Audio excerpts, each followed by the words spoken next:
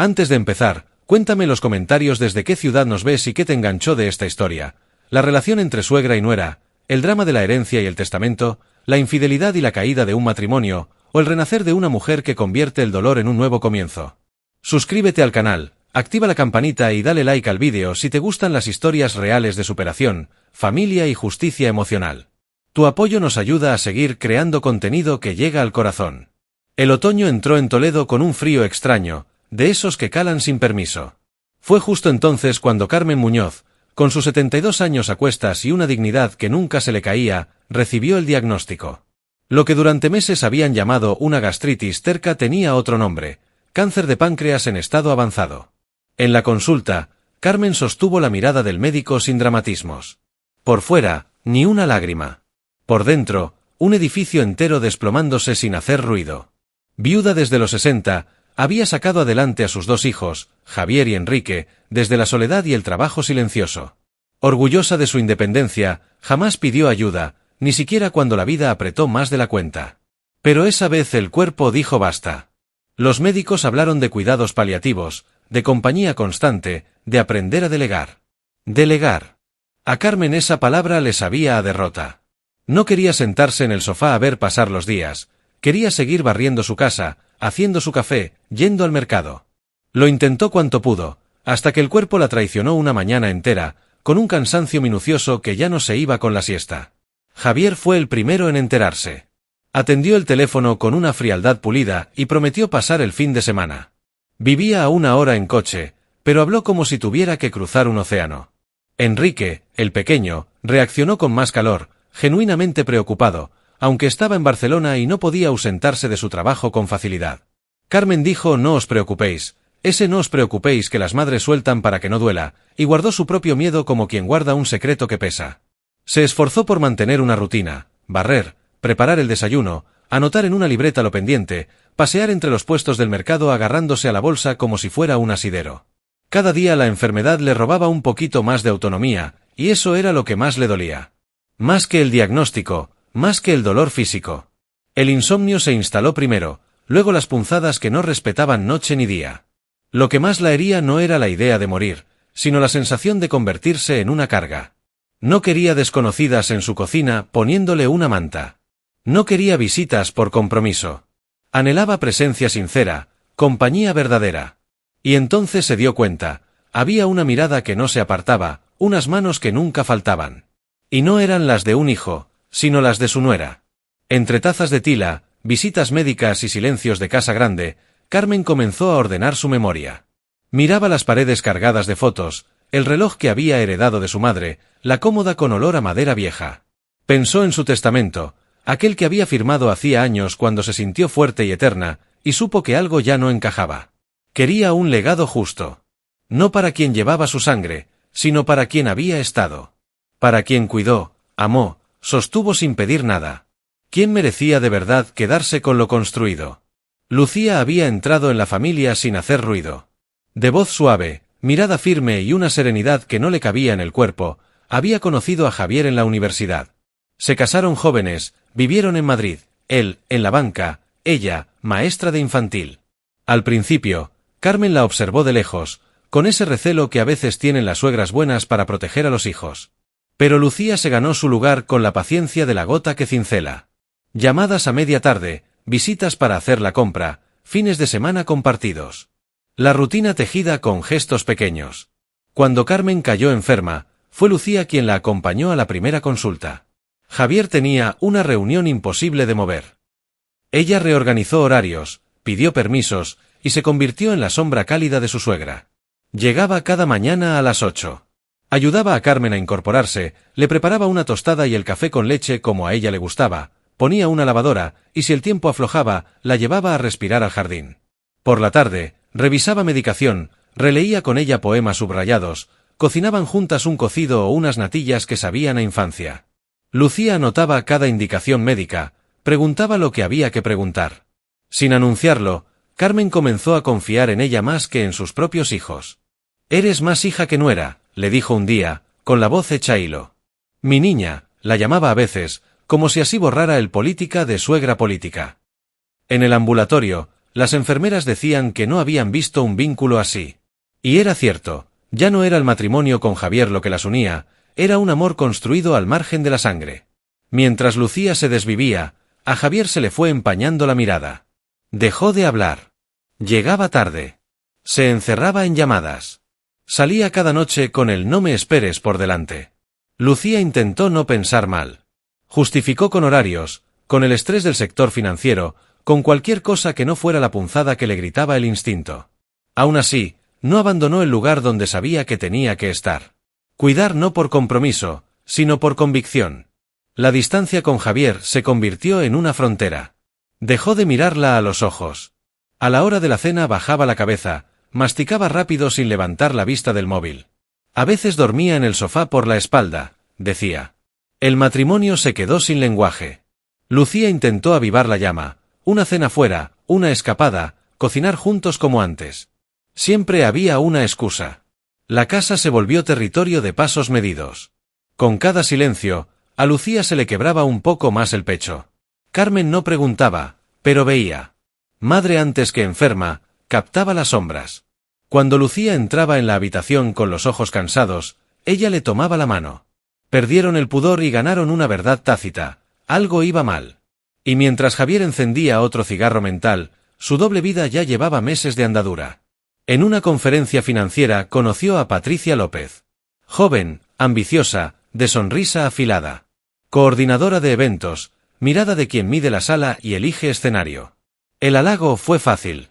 Lo que comenzó como coqueteo de pasillo se convirtió en una rutina de clandestinidad, cenas de trabajo, reuniones imprevistas, viajes urgentes.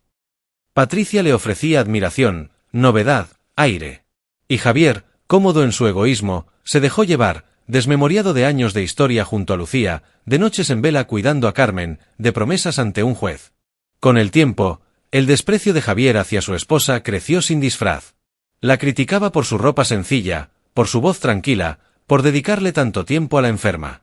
Le decía que estaba apagada, aburrida, que ya no era como antes. Lucía intentaba explicarse, lo hago por amor, mamá me necesita. Pero él no escuchaba. Cada palabra era una bala. Empezó a evitar aparecer con ella en público. En reuniones familiares, la dejaba sola. Patricia, que sabía perfectamente que él era casado, jugaba con la situación. Para ella era un entretenimiento especularse en la vida ajena. Brillaba donde Lucía palidecía. Carmen, desde su cama, percibía la sombra en su hijo. No juzgaba con adjetivos, sino con notas discretas en un cuaderno. Apuntaba gestos que importan, la paciencia de Lucía, su ternura, su constancia. Fue en esas páginas donde comprendió que el amor no se proclama, se demuestra. Empezó a escribir no solo para no olvidar, sino para dejar constancia. A quien estuvo, anotó en la primera hoja. A partir de ahí, fue hilando su última verdad. Javier siguió volviéndose un extraño. Cuando entraba en la habitación de Carmen, le dejaba un beso en la frente y el teléfono en la mano. ¿Cómo estás? Se había convertido en una formalidad gastada. Las comidas familiares eran ahora silencios largos, donde solo sonaba el cubierto de Carmen y la respiración contenida de Lucía. Carmen tragaba las lágrimas. Recordaba al niño que la abrazaba sin pedir nada, al joven que la llamaba los domingos. Ese hijo ya no venía a verla. Se presentaba un rato y desaparecía. La abandonaba emocionalmente mientras el cáncer, silencioso, seguía su curso. Una noche, mientras Lucía le acomodaba la manta, Carmen se atrevió a preguntar con un hilo de voz, ¿estás bien con Javier? Lucía tardó medio segundo en decir el sí que no creía. Carmen asintió, pero esa noche no durmió. Se quedó mirando el techo, interrogando al pasado, ¿dónde perdió a su hijo? El dolor del abandono no se medía en análisis, pero dolía. Desde entonces, cada noche Carmen llenaba su cuaderno. No eran quejas, sino pensamientos. Hablaba de la vida y de la muerte que se acercaba, pero sobre todo escribía sobre la gratitud. Nombraba a Lucía en cada página. La dibujaba con palabras, paciencia, dulzura, presencia. También escribía sobre Javier, no con odio, sino con tristeza. Reconocía la frialdad, la ausencia. No quería irse con rencor, pero tampoco con silencios. Ese cuaderno fue el germen de una decisión que cambiaría el destino de todos. Enrique, distinto desde siempre, era otra cosa. Reservado, introspectivo, menos ambicioso y más honesto consigo mismo. Vivía en Barcelona, llamaba cada domingo, preguntaba por el clima, por las plantas, por el ánimo. No era el hijo presente, pero no desaparecía. Cuando Carmen le contó el cáncer, tomó el primer AVE y pasó 2 días completos con ella. Compró una silla para la ducha, instaló una televisión frente a la cama, arregló una lámpara que parpadeaba y le decía descansa. No era cariñoso expresivo, pero sus gestos hablaban por él. Lucía lo respetaba. Enrique jamás se entrometía en su matrimonio ni opinaba sin ser preguntado. Era pulcro en el trato, discreto y correcto. Durante sus visitas, notaba la tensión entre su hermano y su cuñada, pero evitaba conflictos. En una merienda, Carmen le dijo, con un suspiro hondo, Lucía me cuida más que mi propio hijo. Enrique bajó la mirada. Lo sabía. No era hombre de confrontaciones, pero entendió que el equilibrio se había roto hacía tiempo. Antes de volver a Barcelona, se acercó a Lucía, gracias por todo lo que haces por mamá. Fue una frase sencilla, pero para Lucía fue un bálsamo. Pasaron las semanas y la rutina se convirtió en resistencia. Lucía despertaba con una mezcla de fortaleza y resignación. Sabía lo que tocaba, medicar, asear, cocinar, escuchar, animar. Lo hacía todo con una dulzura que no sabía de cansancio. Por dentro se deshacía, sí, pero no lo mostraba. Su matrimonio era ya un cascarón, silencio por fuera, eco por dentro. Javier no la tocaba, no la miraba. La casa tenía 2 mundos, el de Lucía, hecho de cuidado y ternura, el de él, de evasión y desprecio. Entre ambos, un abismo sin puente. Una tarde, mientras Lucía le peinaba el cabello con suavidad, Carmen la miró por el espejo. Tienes un corazón limpio, hija. Eso vale más que cualquier apellido. Lucía sonrió con los ojos brillantes, apretando las lágrimas que ya no cabían. Esas palabras fueron el único abrazo que necesitaba. En silencio se prometió aguantar por Carmen, aunque su matrimonio se terminara de romper en su cara. Una mañana sin sueño, Carmen se sentó frente al escritorio. Abrió un cuaderno en blanco, cogió la estilográfica. Tardó en empezar. ¿Cómo poner en tinta lo que arde por dentro? La muerte ya no era sombra, era presencia sentada al lado. Y antes de irse, quería dejar todo claro. No por venganza, por justicia. A quien realmente estuvo, escribió con pulso firme. Luego desgranó lo vivido, el diagnóstico, los miedos, las noches largas de dolor. Y, sobre todo, habló de Lucía, de su entrega, su paciencia, su humanidad. Nombró a Javier sin rencor, con pena. Admitió que no entendía cuando dejó de reconocer al hijo que crió. No lo absolvió, pero tampoco lo castigó con odio. No podía premiar la indiferencia. Cambió el testamento. Ya lo había tocado hacía poco, pero ahora quiso acompañarlo de una carta personal, un documento emocional para ser leído junto a la lectura oficial. No hablaba de números, sino de actos. Los hijos no se miden por la sangre, sino por la presencia, dejó escrito. Sabía que sería incómodo, quizá escandaloso, pero ya no le importaba. Eligió premiar el amor. Guardó la carta en un sobre, y el sobre en un cajón con llave. Miró por la ventana, el patio cubierto de hojas doradas. Por primera vez en meses sintió paz. Su última voluntad iba a ser su voz cuando ya no estuviera. A mediados de octubre, pidió a Lucía que la llevara a Madrid para una revisión. Día gris, ciudad nerviosa. Entre una cita y otra, Carmen le pidió parar en la notaría de confianza. Solo firmar unos papeles viejos, dijo con naturalidad. Lucía no sospechó nada. En el despacho, don Álvaro Sanz, notario serio, de mirada limpia, la recibió como a una vieja amiga. Carmen le entregó una hoja con instrucciones manuscritas. Quiero que esto conste en ley, sin dudas. Don Álvaro leyó, asintió, redactó.